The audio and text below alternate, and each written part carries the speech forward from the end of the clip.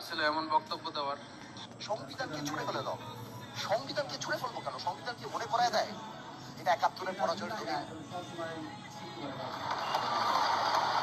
আমি সংবিধান কেন ছুঁড়ে ফেলে দেবো? এই সংবিধান দিলে গাত্রদাহ কেন হবে? এত গায়ে থাকবে কেন? রুকো যারা, সবর করো। উনি যখন বললেন যে সংবিধান যারা ছুঁড়ে ফেলতে চায় তাদেরকে স্বাধীনতা বিরোধীর সাথে উনি অ্যালাইন করলেন, ত্যাগ করলেন মাননীয় স্পিকার। এবং তখন ট্রেজারি বেঞ্চের সম্মানিত মাননীয় মন্ত্রী যারা ছিলেন তারা সেটাকে টেবিল চাপিয়ে সেটাকে সমর্থন দিলেন।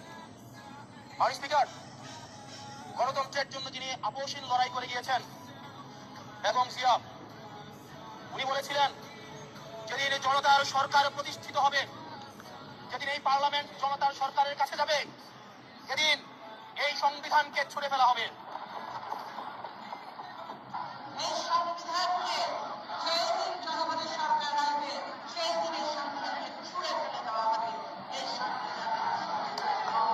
এই সংবিধান ছুঁড়ে ফেলার সাথে স্বাধীনতা যুদ্ধাপরাধীর অ্যালাইন করার যেটার হাততালি তারা দিয়েছেন সেটির মধ্য দিয়ে বেগম জিয়াকে তারা মূলত অপমান করেছেন কিনা তারা সেটা ভেবে দেখবেন।